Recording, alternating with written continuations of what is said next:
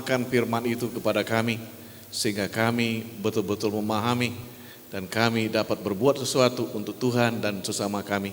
Tolong hamba-Mu yang akan menjelaskan, menguraikan kebenaran firman Allah, dan biarlah setiap kata dan kalimat dapat dipahami, dimengerti, meneguhkan dan menguatkan, bahkan menyelamatkan kami. Terima kasih Bapa, dalam nama Yesus Tuhan kami berdoa. Amin. Silakan duduk Bapak sekalian. Ya.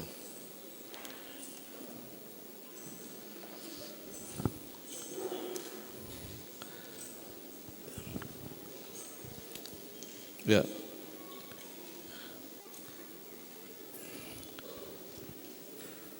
Yang di belakang kalau tidak ada lagi kursi, mungkin cari kursi. Ya, masih ada kursi yang anak-anak sekolah kalau kurang. Ya. Baik, kita akan mendengarkan firman Tuhan dengan tema Juru Selamat Datang.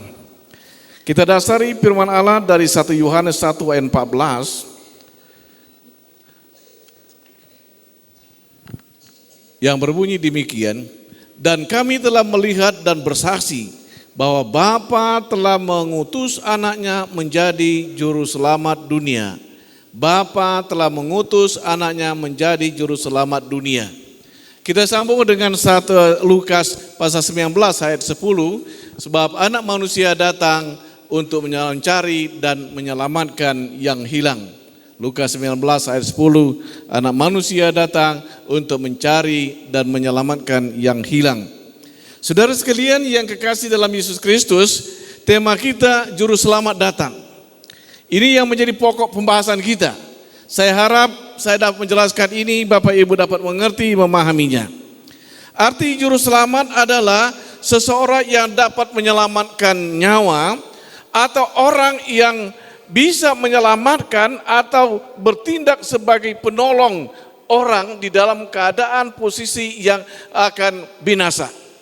Jadi penyelamat itu adalah orang yang dapat menyelamatkan daripada kebinasaan, kematian atau berbahaya dari seseorang. Saudara sekalian, saudara dan saya adalah orang-orang yang akan binasa. Saudara dan saya dicari Tuhan. Maka mengapa Yesus datang? Mengapa Juru Selamat datang? Yang pertama, itu Yesus datang, Juru Selamat datang dalam rangka mencari saya, mencari Bapak Ibu, mencari kita semua, umat manusia. Ya. Jadi Yesus atau Juru Selamat datang mencari, ya, mencari saya, mencari saudara. Untuk apa? Dia ingin bertemu dengan saya. Dia ingin bertemu dengan Bapak Ibu, ingin bertemu dengan semua orang ciptaannya yang akan binasa. Ya. Dia mencari untuk bertemu, ingin bertemu. Nah, setelah bertemu apa yang ingin dikatakannya?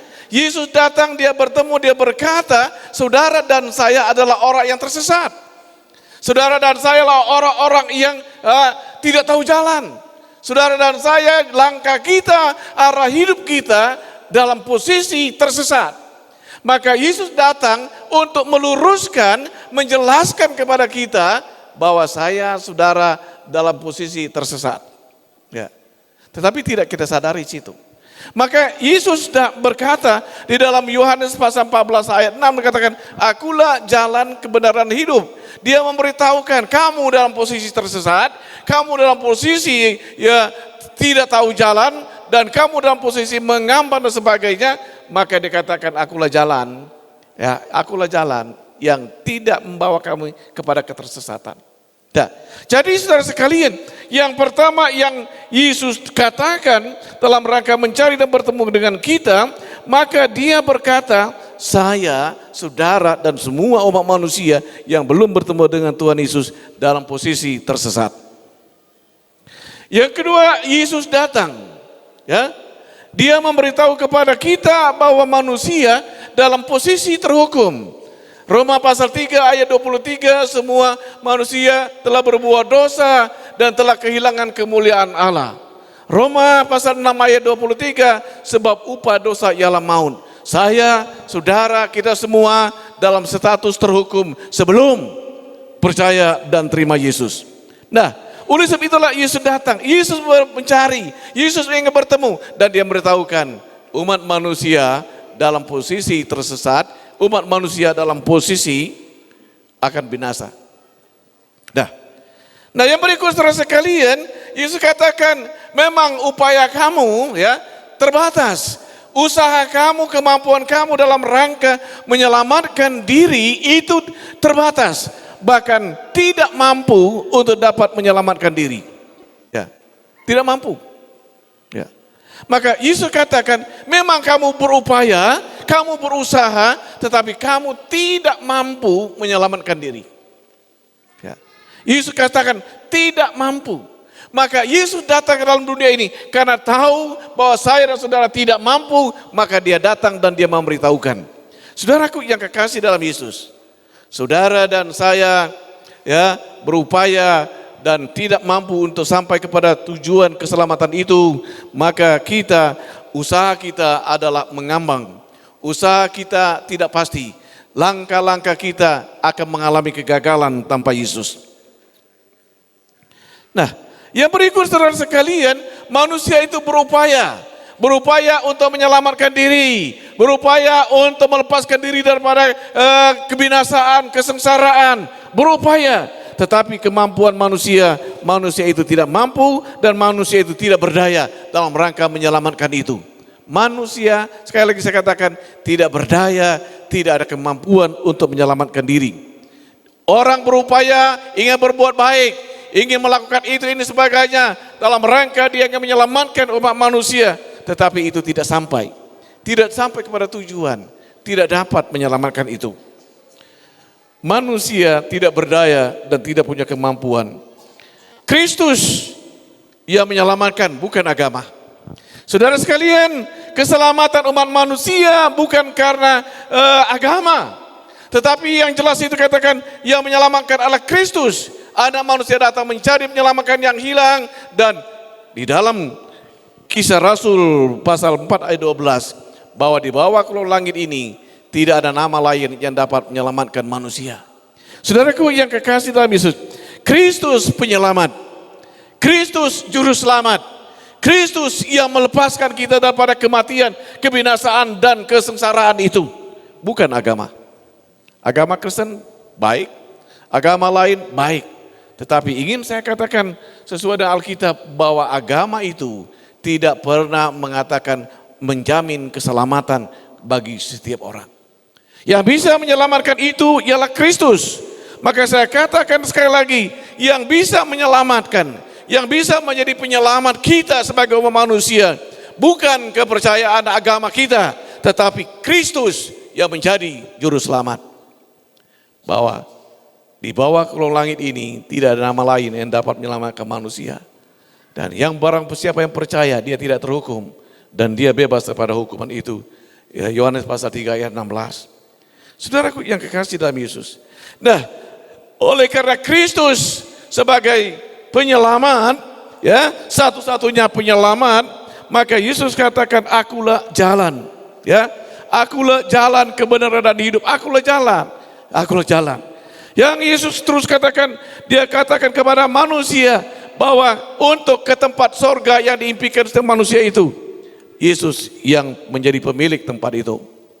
Yesus dari tempat situ maka dia datang. Dia datang ke dalam dunia ini menemui umat manusia untuk membawa manusia ke tempat dia mana ia miliki. Yesus pemilik tempat yang diimpikan umat manusia. Yesus pemilik tempat yang didambakan oleh setiap manusia. Saudaraku yang kekasih Yesus, Yesus penyelamat karena dia tahu jalan.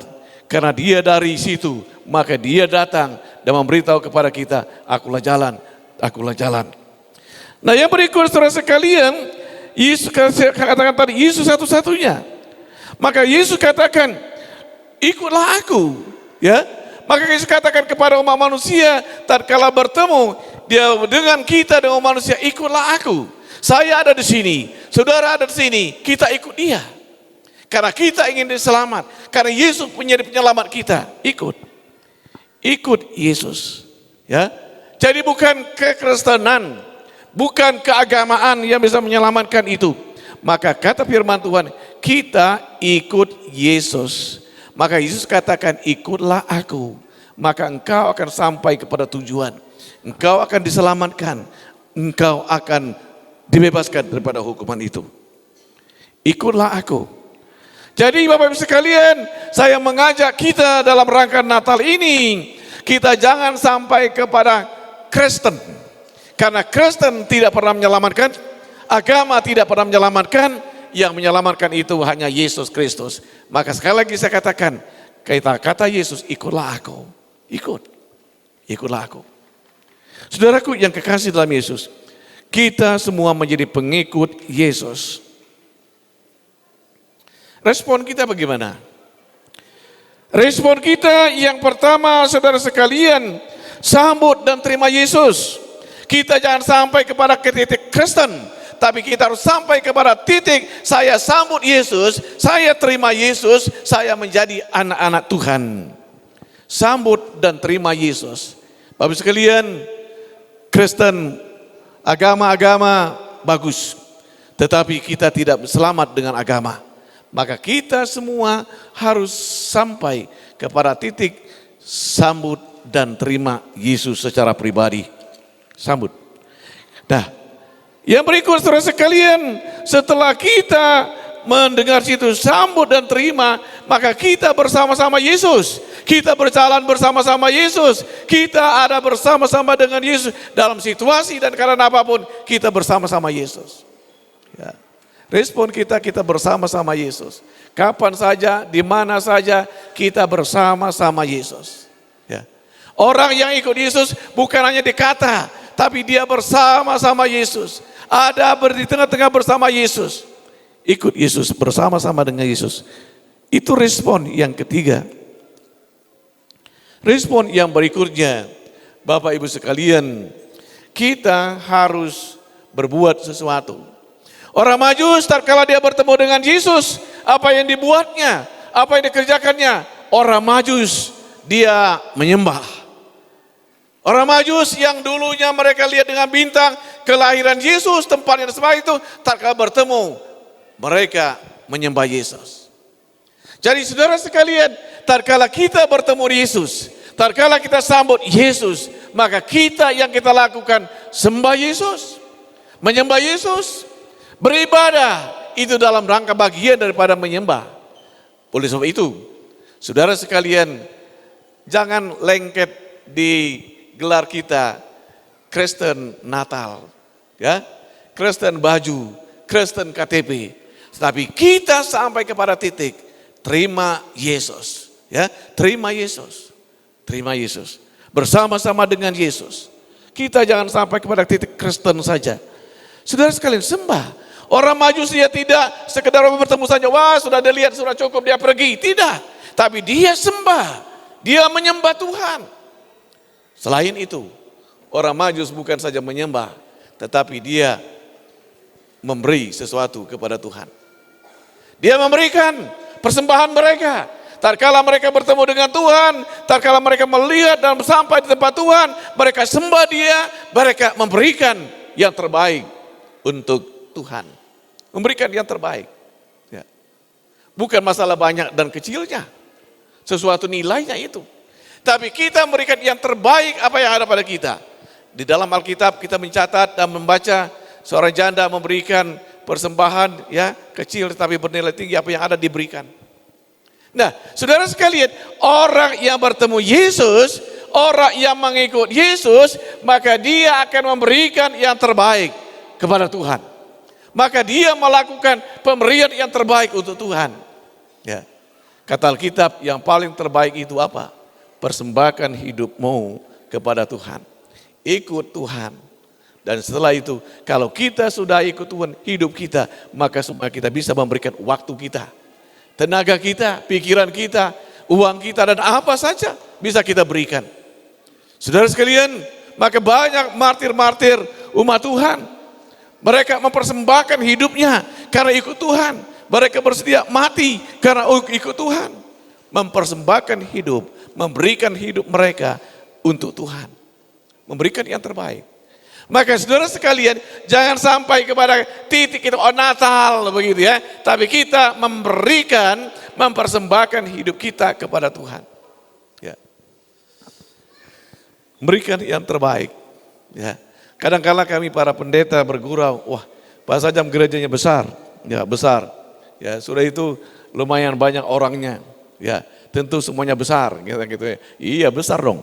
Saya bilang besar. Ya nggak ada yang saya bilang kecil, besar. Ya.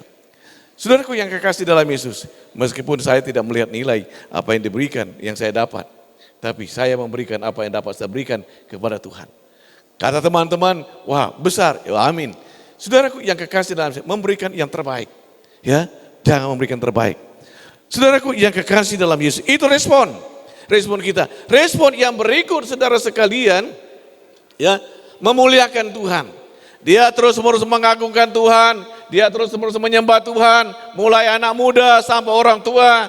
Maka seringkali saya gaungkan, kita semua melayani Tuhan, dari senior sampai junior, kita semua ambil bagian, kita bersama-sama dalam kebersamaan, kita satu dalam kebersamaan, memuliakan Allah, mengagungkan Allah. Tidak ada kotak-kotak di situ ya, ada yang senior junior, tidak ada. Memang ada senior dan juniornya, tetapi kita dalam satu kesatuan untuk menyembah Allah, mengagungkan Tuhan. Ya. Maka kita semua terlibat. Jangan yang kecil, yang muda merasa, wah kamu muda, yang tua merasa tua lebih dan sebagainya. Tidak. Di dalam Tuhan, bersama-sama dengan Tuhan melayani Tuhan, semuanya ada di satu kesatuan, memuliakan dan mengagungkan Tuhan. Saudaraku yang kekasih dalam Yesus, kita menerima yang muda, kita menerima yang tua, semuanya kita terima. Semua kita yang ada, latar belakang kita semua kita terima. Kita sama-sama ikut Yesus, sama-sama memuliakan Tuhan dan mengagungkan Tuhan.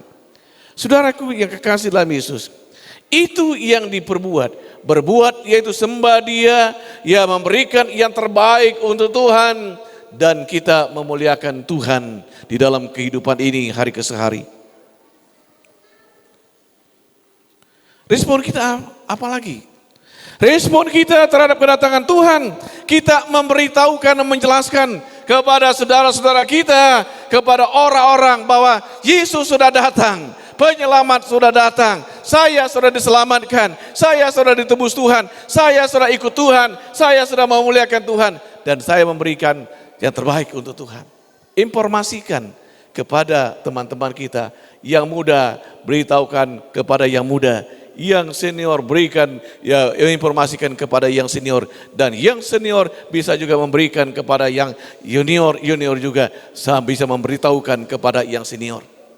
Saudara sekalian, dengan demikian semua kita umat Tuhan berfungsi, melakukan, mengerjakan, karena kita bertemu sama Tuhan, karena kita ikut Tuhan, karena kita bersama-sama dengan Tuhan. Kita menginformasikan, ya. Saudara sekalian, program kita tahun kemarin itu satu-satu, ya. Kalau kita misalnya berhasil tahun ini satu-satu, enggak muat lagi ini, ya, enggak muat lagi, ya. Pasti kita sampai ke balkon sana, ya. Tapi karena kita belum sampai keberhasilan satu-satu, maka program kita, saya canangkan lagi, saya minta lagi sebagaimana keputusan kita dalam rapat ya seluruh pengurus. Maka tahun depan program kita salah satunya teruskan bawa jiwa satu.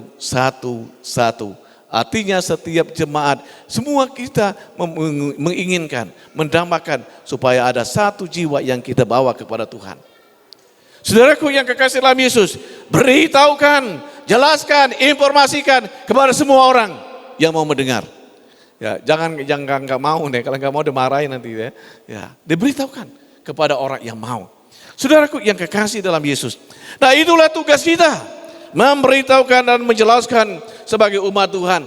Maka amanat agung Tuhan Yesus sebagaimana visi gereja kita melaksanakan amanat agung harus dilakukan.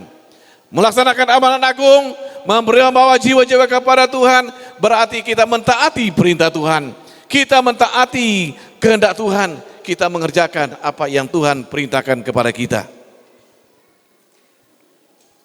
Saudara sekalian yang kekasih dalam Yesus, keselamatan itu penting dan hanya Yesus yang menyelamatkan kita.